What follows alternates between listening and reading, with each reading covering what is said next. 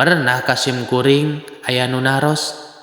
Nah atuh ajengan menikah bina-bina teuing cerewet teh ka kami titah ngalah jadi ahli na kana salat teh.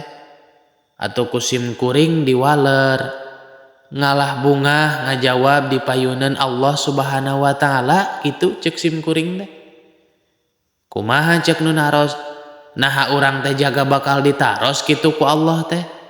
Kusim kuring diwaler nya atuh kantenan we jaga teh urang bakal ditaros ku Allah Rabbul Alamin.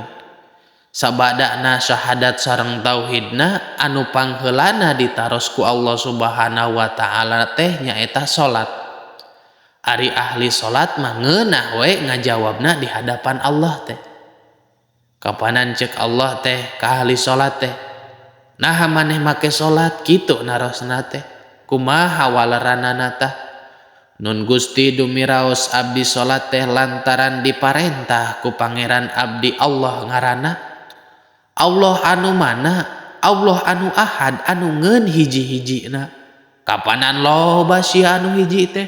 Ieu mah Gusti lam yalid wa lam yulad. Allah anu teu anakan, Allah anu teu incuan. Allahumma fis samawati wa ma fil ard. Allah anu nyiptakeun langit, Allah anu nyiptakeun bumi, Allah anu nyiptakeun abdi. Allahu la takhuduhu sinatu wala naum. Allah anu teu pernah kauntepan ku nunutan kajen saluk pun. Rugi atuh kaum ibu lamun boga pangeran tukang nunutan. Di mana urang acong-acongan usum ngadoa boga pangeran nunutan kapan teu kadengeun atuh doa urang teh. Numawi Allah pangeran urang mah teu pernah kaentepan ku nunutan kajen saluk pun. Nah wawuh kitu maneh ka kami teh kantenan we Gusti wawuh teh mah kapan Gusti teh pangeran abdi. Nah nyaho kitu maneh ka kami rek teu nyaho kumaha kapan Gusti teh akbar teu aya hiji lolongkrang satungtung jarum di jagat raya ieu anu teu katingali ku kawasaan Gusti. Nah nempo kitu maneh ka kami teh ampun paralun Gusti ari ningali mah. Da Gusti mah sanes tingalieun ku soca la tudrikuhul absor wa huwa yudrikul absor wa huwal latiful khabir kitu poknana teh ahli salat mah di hadapan Allah Rabbul Alamin. Kumaha ceuk Allah teh? Da kami mah teu marentahkeun salat ka maneh mah. Nun Gusti da sanes Gusti atuh anu marentahkeun salat ka abdi mah tuh Nabi Gusti Muhammad jenenganana. Nah maneh make nurut ka Kangjeng Nabi Muhammad. Kapan Gusti anu miwarangna abdi kedah nurut ka Kangjeng Nabi Muhammad? Atiullaha wa atiur rasul kitu pokna teh. Nah wawuh kitu maneh ka Kangjeng Nabi Muhammad kantenan we Gusti wawuh teh mah kapan eta teh komandan tertinggi abdi. Abdi salat, abdi zakat, abdi puasa, abdi munggah haji teh eta teh nurutkeun parentah Gusti anu didugikeun ku anjeunna. Nah nempo kitu maneh ka Kangjeng Nabi Muhammad. Ampun paralun Gusti ari ningali mah tah can sakali-kali acan. Tong boroning amprok beungeut teu ngimpi-ngimpi acan Gusti abdi mah. Atuh ari kitu mah bohong maneh dititah ku Kangjeng Nabi mah. Henteu Gusti henteu bohong. Kapan Quran anu nitahna? Ari Quran teh wahyu Gusti anu didugikeun ka Kangjeng Nabi Muhammad. Ti Kangjeng Nabi Muhammad didugikeun ka jisim abdi. Nah boga kitu maneh kana Quran. Gusti mah make naros kitu. Kantenan we atuh abdi ge gaduh kana Quran mah ngeun jarang dibaca wungkul.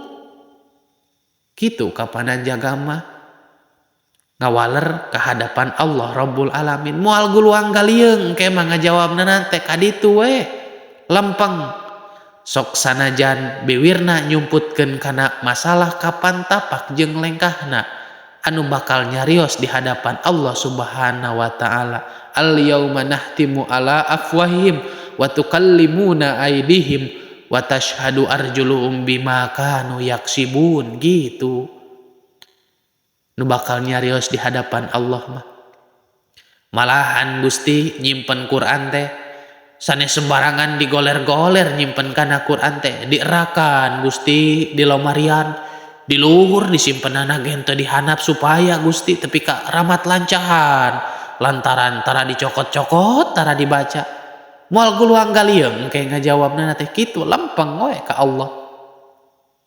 Kumaha cek Allah teh kapan ari Quran mah nyetaknana teh eta teh di almari di ditu di kota di Jakarta sia kumaha eta eusining Quran teh lamun ku percetakan teh dikurangan kumaha lamun dileuwihan eta percetakan teh meureun jadi robah kumaha ngawaleranana moal Gusti moal dikurangan moal dileuwihan tong boroning atuh manusia Gusti cacakan cucungik jin jeung iblis oge moal tiasa ngurangan kana eusining Al-Qur'an mah boa teuing moal boa Gusti kapan Gusti anu ngajaminna inna nahnu nazalna dzikra wa inna lahu lahafidun kitu kapanan Gusti tong boroning atuh dirobahku percetakan Gusti wau pahili jeung alif bakal kapanggih dina Al-Qur'an mah sabab Gusti anu ngajamin anu ngaraksana. Kumaha cek Allah teh lain eta maneh salat teh geuninganan lantaran hayang asop ka sorga kitu maneh salat teh kumaha waleranana ahli salat mah sanes Gusti abdi mah salat teh lain lantaran hayang asup ka sorga buat teuing maneh masieun ku neraka sanes Gusti abdi mah sanesieun ku neraka sugan salat abdi teh lantaran hayang asup ka sorga sugan atuh Gusti salat abdi teh usolli fardhu dhuhri lantaran hayang asup ka sorga henteu Gusti salat abdi mah henteu kitu abdi mah estuning lillahi ta'ala we rumaos diparentah ku pangeran abdi Rabbul Alamin kitu jawabanana teh bohong maneh geuninganan lillahi ta'ala teh geuninganan maneh salat teh acong-aconganna ka kulon kitu cek Allah teh henteu Gusti abdi mah salat teu ngetangkeun kulon kaler jeung wetana abdi mah kulon teh mayuna ka ditu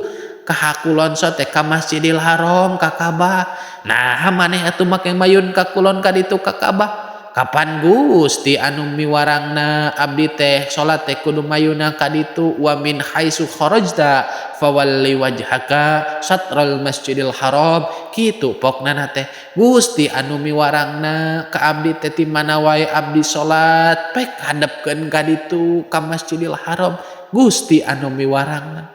Kumaha akhirna eta jalma anu ahli salat teh cek Allah teh irji ila rabbiki radiyatan mardiyah fadkhuli fi ibadi wadkhuli jannati kitu pokna teh tuh kami abdina Allah geus nyieun tempat anu mulia jannah ngaranna sorga ngaranna tempat anu genah pek geura eusian ku anjeun pek geura cicingan ku anjeun kami ridho ka anjeun da anjeun oge geuninganan ridho ka kami kitu tah ahli salat mah di hadapan Allah Rabbul Alamin.